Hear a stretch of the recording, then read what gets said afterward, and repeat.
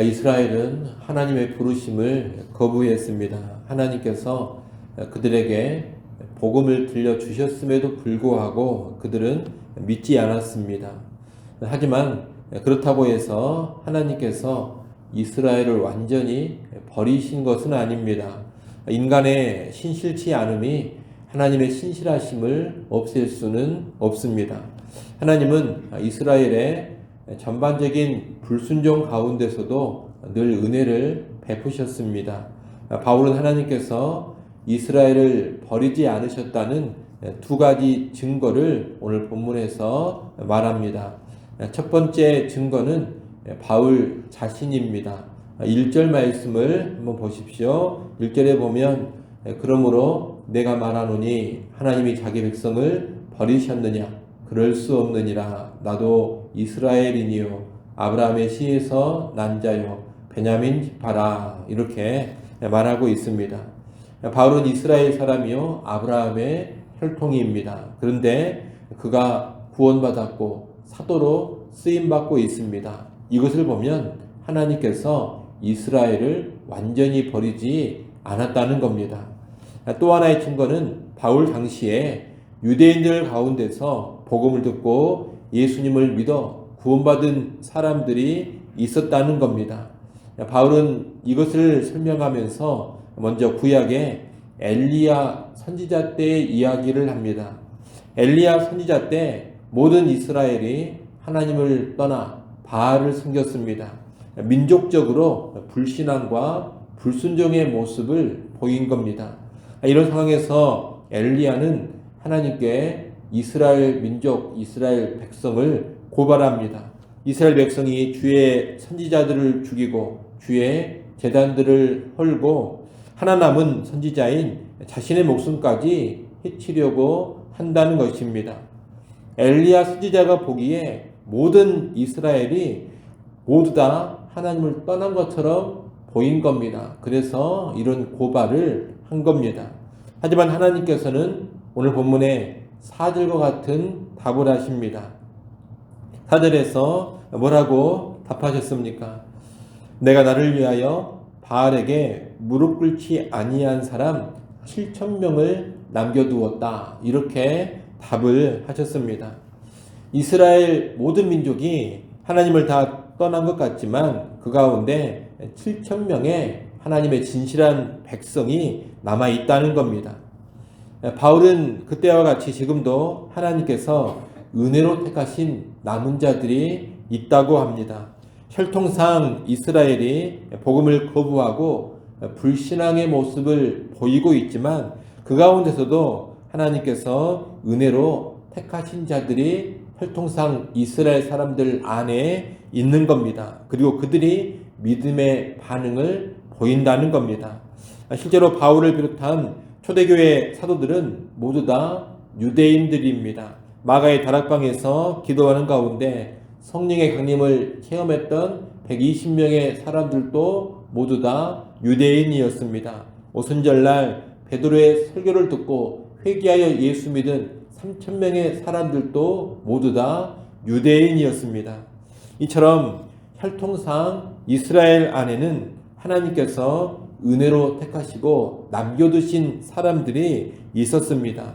이스라엘 백성 대부분이 복음을 듣고 거부했음에도 불구하고 하나님이 남겨두신 이 사람들은 복음을 듣고 믿음으로 반응을 한 겁니다. 그런데 이들이 복음을 듣고 믿음으로 반응한 것은 그들의 특별함 때문이 결코 아닙니다. 그들이 다른 유대인들보다 더 신실하거나 그들이 다른 유대인들보다 무언가 더 나은 행위를 해서가 아니라는 겁니다. 사실 이들도 똑같이 심판을 받아야 마땅합니다. 다만 하나님께서 은혜로 그들을 택하셨기 때문에 그들이 복음 앞에서 믿음의 반응을 보인 겁니다. 5절, 6절 말씀이 그것을 말하는 겁니다. 바울은 바로 이 은혜의 택하심이 하나님께서 이스라엘을 버리지 않은 또 하나의 증거다. 이렇게 말하고 있는 겁니다. 이처럼 하나님은 민족적으로 완악한 이스라엘을 완전히 버리지 않았습니다. 사도 바울을 비롯한 여러 유대인들을 은혜로 택하시고 구원하셨습니다. 하지만 이 택함받은 자들 외에 유대인들, 거의 모든 유대인들은 그들의 완악함을 따라 그릇 행하였습니다. 하나님의 택하신 자들 외에 유대인들은 우둔해졌고 복음을 거부한 겁니다. 8절부터 10절까지 말씀은 유대인들의 이 완악함을 말하고 있습니다. 8절에 보면 하나님께서 그들에게 혼미한 심령과 보지 못할 눈과 듣지 못할 귀를 주셨다고 합니다. 이 구절만 보면 마치 하나님께서 그들의 패역을 주도하신 것처럼 보입니다만 이 표현은 하나님께서 그들을 죄와 완악함 가운데 방치하셨다는 뜻입니다. 다시 말하면 원래 선한 사람들, 원래 좋은 사람들을 하나님이 악하게 만들고 하나님이 미련하게 만들어버린 것이 아니라는 겁니다. 그들의 모습을 그 완악한 모습 그대로 내버려 두심으로써 그들의 심령이 혼미케 되고 보지 못하고 듣지 못하게 하신 겁니다. 9절 10절 말씀은 8절의 모습이 하나님이 주도하신 일이 아니라는 것을 분명히 보여줍니다. 9절 10절은 다윗의 시편을 인용한 것인데 이 시편은 하나님을 대적하는 자들을 향한 다윗의 저주시인 69편입니다. 하나님을 거역하고 의인들을 핍박하는 자들에게 이런 저주를 내리소서 그런 내용의 시편입니다. 바울이 저주 시편을 인용하고 있는 것은 다른 이유가 아닙니다. 유대인들이 보지 못하는 눈과 제대로 듣지 못하는 귀를 갖게 된 것이 그들의 죄로 인한 하나님의 보응, 하나님의 심판이라는 겁니다. 원래 가능성이 있고 좋은 사람들을 하나님이 보지 못하게 하시고 듣지 못하게 하신 것이 아닙니다. 원래부터 하나님을 대적하고 거역하는 자들을 하나님이 방치하심으로써 보지 못하는 눈, 듣지 못하는 귀로 나가게 하신 겁니다. 결국 이스라엘들은 자기들의 죄와 악으로 인하여서 은혜로 택함받은 자를 제외하고는 모두 다 버림받고 심판당하는 그런 저주의 결과를 초래한 겁니다. 하지만 그럼에도 불구하고 이스라엘의 이런 상태는 하나님의 온 땅을 향한 구원 계획의 일부입니다. 11절 말씀을 한번 보십시오. 11절에 보면 그들이 넘어지기까지 실족하지는 않았다 그렇게 말씀하고 있습니다. 넘어지기까지 실족하지는 않았다 이 말은 완전히 쓰러져서 일어설 수 없을 지경으로까지 실족한 것은 아니다 이런 뜻입니다. 유대인들은 넘어졌습니다. 하지만 그것으로 완전히 다 끝나버린 것이 아닙니다. 하나님은 유대인들이 걸려 넘어져 주춤하는 동안 이방인들에게 구원의 길을 여셔서 이방인들을 구원하셨습니다. 이를 통해 하나님은 택하신 이방인들을 이제 모두 다 구원하실 겁니다. 아울러 이방인의 구원을 통해 유대인들을 시기나게 하셔서 결국 유대인들도 하나님께로 돌아오게 하실 겁니다. 이것이 온 땅을 향한 하나님의 구원의 계획입니다. 유대인들로 하여금 시기나게 한다 이런 표현이 로마서 11장에 종종 나오는데 예를 들면 이것은 이런 모습입니다. 집에서 아이들을 키울 때 엄마가 이 시기의 방법을 쓸 때가 종종 있습니다. 가령 큰아이가 때를 쓰며 밥을 먹지 않을 때 그럼 너는 먹지 마라 이렇게 말하고서 동생한테 밥을 줍니다. 그러면 동생이 밥을 받아 먹는데 그러면 그 동생을 보고 아주 크게 칭찬을 해줍니다. 아이고 잘 먹는다. 이거 먹고 키가 쑥쑥 커라. 그렇게 칭찬을 해주면 처음에 먹지 않겠다고 거부했던 큰아이가 시기심이 생깁니다. 그러면서 나도 먹을 거야 하면서 엄마한테 달려가는 겁니다. 마치 이와 같은 방법을 하나님께서 온 땅의 구원을 위하여 이렇게 하신다는 겁니다.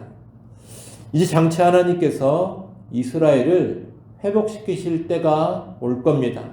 현재 이스라엘의 허물과 실패로 이방인들이 구원을 받는 풍성함, 세상의 부요함이 나타났습니다.